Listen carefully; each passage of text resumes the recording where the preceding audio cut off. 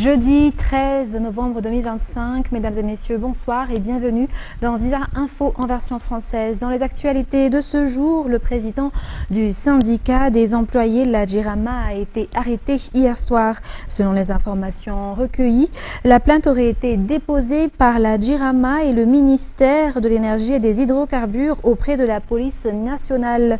3 chefs d'accusation pèsent contre lui, atteinte à l'autorité de l'État à travers des actions considérées comme incitant la population à la révolte, incitation à la haine et destruction de biens publics et de biens appartenant à l'État.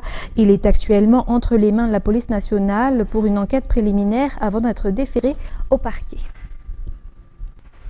Elles sont toujours au niveau de la Jirama. Le collectif des 5 syndicats au sein de la Jirama a déclaré hier que le peuple malagasy ne doit pas être pris en otage. L'entreprise publique Jirama reste encore fragile sur le plan financier, ont-ils souligné, tout en condamnant la fermeture des représentations régionales de la société à travers l'île. Selon eux, le limogeage du directeur général ne résoudra pas immédiatement les problèmes de cette société publique. Les détails avec Fanglessena Mireille. La Jirama est un service public et le peuple malagasy ne doit pas être pris en otage, affirment les syndicats de la société, notamment le SADJI, le SEM, l'USAM, le SECRIMA et le FICEMARE. Ils rappellent également la nécessité de respecter les lois et les institutions dans le pays. Selon leur porte-parole, il faut attendre les résultats des enquêtes menées sur les dirigeants de la Jirama. Le départ de ces derniers ne signifie pas pour autant que les problèmes de l'entreprise seront immédiatement réglés. D'après les explications, seul le syndicat SMJ est actuellement en grève. Enfin, les syndicats demandent aux grévistes de cesser les accusations sans fondement portées à l'encontre d'autres personnes. Toujours dans les actualités locales, un fusil de type Baikal calibre 12, son numéro de série a été saisi sur la route nationale numéro 6 au niveau du carrefour de Tsinji, à commune de Bourzine et région Sophie. La découverte a été faite lors d'un contrôle d'un véhicule de transport venant de Saint-Bave à destination d'Antananarivo, selon les forces de l'ordre. Les détails avec Mervoulat Sferan. Hier, vers 14 h, au point kilométrique 162, carrefour de Tsinji, commune de Bourzine, région Sophie, les forces de l'ordre ont intercepté ce fusil de type Baikal, calibre 12, sans marque ni numéro. L'arme a été découverte lors d'un contrôle d'un véhicule de transport en provenance de Saint-Bave et se dirigeant vers Antananarivo. Selon les explications, un colis emballé dans un sachet noir à l'intérieur du véhicule avait éveillé les soupçons. À l'ouverture, les agents ont découvert à l'intérieur le fusil en question, détenu sans autorisation légale. Le colis portait le nom d'un homme résidant à Antananarivo, tandis qu'un autre homme originaire d'Antala en serait l'expéditeur. Aucun document ne justifiait la possession légale de l'arme. Les forces de l'ordre ont immédiatement saisi le fusil, le chauffeur a été interrogé puis relâché après interrogatoire. Les gendarmes d'Ansui collaborent avec les autorités d'Antananarivo afin d'identifier et de poursuivre les personnes impliquées dans cette affaire de détention illégale d'armes à feu. Conformément à la législation malgache sur les armes à feu, la possession illégale d'une arme est passible d'une peine pouvant aller jusqu'à 5 ans d'emprisonnement, d'une amende de plusieurs millions d'ariars, ainsi que de la confiscation immédiate de l'arme. De plus, la personne condamnée perd définitivement le droit de posséder une arme à feu. Toujours dans cette page fait divers, la suspension temporaire des contrôles effectués par les policiers chargés de la circulation ne signifie pas pour autant le désordre. Les forces de l'ordre continuent de sensibiliser et d'éduquer les usagers de la route sur le respect du code de la route. C'est dans ce cadre qu'un rappel à l'ordre a été adressé mardi dernier aux conducteurs et aides-chauffeurs de Taxi B de la ligne 015 prise en flagrant délit d'infraction. Cette ligne n'en est pas à sa première violation du règlement et ce qui suscite de nombreuses plaintes de la part des usagers. Reportage de Felana Rakutorsul. Le conducteur de Taxi B de la ligne 015 et son aide-chauffeur ont été arrêtés par la police à Mpeflou mardi 11 novembre 2025 après avoir emprunté une voie non autorisée au rond-point BMH Issouch. Ce non-respect du cahier des charges de la ligne en question fait depuis longtemps l'objet de plaintes de nombreux passagers. Le conducteur a refusé d'obtempérer aux injonctions de s'arrêter et a même insulté les policiers dans l'exercice de leurs fonctions. Le véhicule de transport en commun a finalement été intercepté alors qu'il tentait de fuir. Il a été conduit au commissariat d'Issouch pour enquête. L'occasion a été saisie pour rappeler la législation routière, l'obligation de respecter le cahier des charges et pour adresser un avertissement. Il est à rappeler que le non-respect du cahier des charges est passible d'amende et peut entraîner la mise en fourrière du véhicule concerné, selon les explications. Passons toujours au niveau de la circulation et justement du transport en commun. Les embouteillages au niveau des points de sortie et d'entrée de la capitale seront allégés à travers la mise en place d'une stratégie. Le but est de faciliter la circulation et de désengorger la capitale. Le reportage de Felna Gotorsul toujours. Les embouteillages au point d'entrée et de sortie d'Antananarive causent un mécontentement général parmi les usagers de la route, surtout aux heures de pointe. Pour y remédier, la police nationale a mis en place un dispositif spécial visant à fluidifier la circulation dans la capitale, notamment au grand carrefour permettant d'y entrer et d'en sortir. Depuis ce 12 novembre 2025, le quartier d'Analamains a été choisi comme zone pilote.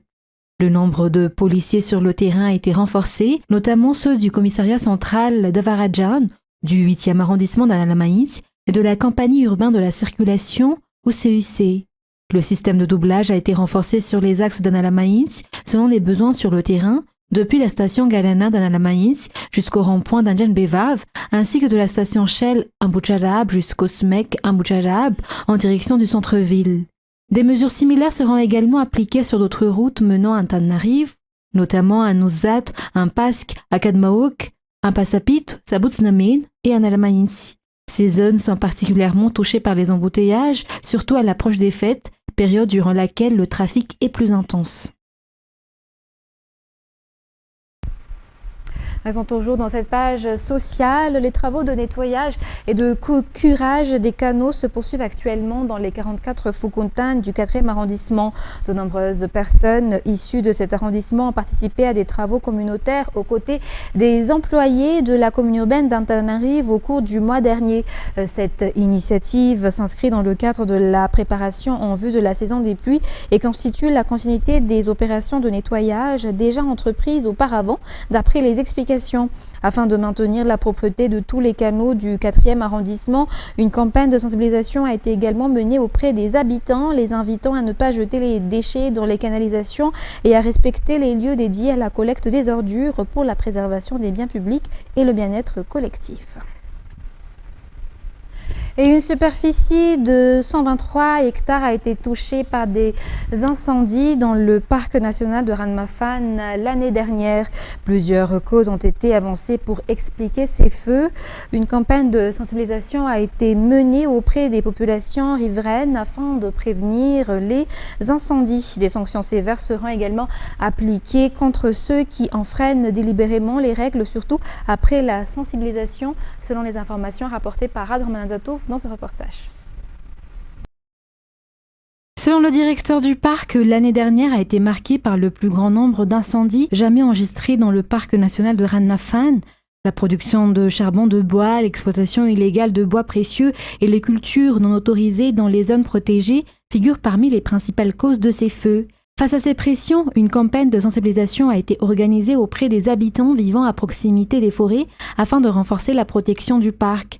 Une de ces campagnes s'est tenue à Mbouitanmen, commune Mbalaknje, district d'Ambouimassou. Ce lieu a été choisi en raison du grand nombre de foyers d'incendie observés sur place l'an passé. Lors de la sensibilisation, les habitants ont été informés que des peines sévères assorties d'amendes seront appliquées à toute personne qui détruit volontairement le parc. Un suivi renforcé sera mené dans le parc, notamment dans les zones où la sensibilisation a eu lieu à la suite des descentes effectuées sur le terrain, selon toujours les explications. Dans les actualités internationales de ce soir, après 43 jours de paralysie budgétaire aux États-Unis, un record, le Congrès a adopté hier soir une proposition de loi permettant la fin du shutdown. Le président Donald Trump a promulgué le texte dans la foulée. France 24.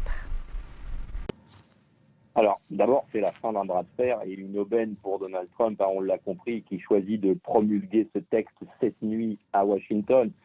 Son entourage, tout au long de cette crise, a qualifié ce shutdown de shutdown des démocrates, a fini par arracher, c'est vrai, le ralliement de 6 élus d'opposition à la Chambre basse pour obtenir ce qui, rappelons-le, n'est qu'une trêve finalement, puisque de nouveaux pourparlers auront bien lieu en janvier 2026. L'histoire n'est donc pas complètement terminée. Un shutdown d'une durée record, on l'a dit, qui laissera des traces dans l'économie américaine avec un déficit évalué à 15 milliards de dollars par semaine depuis le début de la crise. La croissance du pays sera donc inévitablement impactée, mais il sera facile pour le président américain désormais d'imputer ces mauvais résultats à l'obstination des démocrates, comme il le formule déjà, on l'a entendu. Mais pour l'opposition démocrate, cela laissera également des traces politiques indéniables, avec cette fracture de plus en plus marquée entre les progressistes et les centristes du parti. L'entourage de Bernie Sanders, qui ne voulait pas lâcher et qui s'opposait notamment à une hausse inévitable désormais des frais de santé pour les classes moyennes américaines. Cette gauche plus marquée qui saluait il y a encore quelques jours, on s'en souvient, la victoire de Zoran Mamdani à New York, cette gauche-là est bel et bien furieuse cette nuit, aujourd'hui, et aura besoin de temps pour pardonner à ceux de son propre camp qui ont voté avec les Républicains. Et en Chine, un pont inauguré il y a quelques mois s'est partiellement effondré dans la province de Sichuan. L'accident n'a fait officiellement aucun blessé. Les détails avec France 24. D'abord, un nuage de poussière, probablement causé par un glissement de terrain dans la montagne. Puis c'est un pilier du pont qui cède brutalement, emportant avec lui une partie de la chaussée et des tonnes de béton. D'une longueur de 758 mètres, le pont de Hongxi reliait la province du Sichuan, dans le sud-ouest de la Chine, au Tibet, une infrastructure stratégique. De construction récente, ce pont flambant neuf avait été inauguré il y a quelques mois seulement. Mais depuis plusieurs jours, des fissures étaient apparues à proximité. Lundi, la police locale avait décidé de fermer le pont par précaution, interdisant toute circulation. Une mesure qui a sans doute permis d'éviter un drame. Aucune victime n'est à déplorer. Et dans le reste de l'actualité internationale, en Afrique du Sud, la commission d'enquête Madlanga a été mise en place après l'accusation de policiers pour corruption en juillet dernier. Des accusations qui ont abouti à la suspension du ministre de la Police. Mais vous allez le voir, certains Sud-Africains estiment que ces commissions s'éternisent. France 24. À la haute cour du Cap, un procès s'éternise, celui de l'assassinat en 2020 du lieutenant Kinéar. Ce détective enquêtait sur la corruption au sein de la police nationale. 5 ans plus tard, sa veuve attend toujours que justice soit rendue. Il y a eu tellement de commissions et d'enquêtes ces 5 dernières années, depuis la mort de mon mari. Mais rien ne change. Des recommandations sont faites, les gens délibèrent, des millions et des millions d'euros sont dépensés dans les enquêtes. Mais aucune recommandation n'est appliquée. La question de la corruption de la police a ressurgi en juillet quand un commissaire a accusé le ministre de la Police d'avoir protégé des réseaux criminels. Le ministre a été suspendu et une commission d'enquête mise en place. Je crois fermement que le ministre a dissous l'équipe chargée d'élucider les meurtres politiques. Parce que quelqu'un lui a révélé que l'équipe en question enquêter sur des affaires pouvant impliquer ses proches. Les responsables des organismes de lutte contre la corruption encouragent ces enquêtes, mais craignent qu'avec la police, le système judiciaire aussi soit corrompu. Ce que nous observons aujourd'hui est très problématique, parce qu'il y a désormais une sorte de syndicat du crime bien organisé. Ils sont devenus plus influents au sein de la police, et même dans la manière dont elle est dirigée.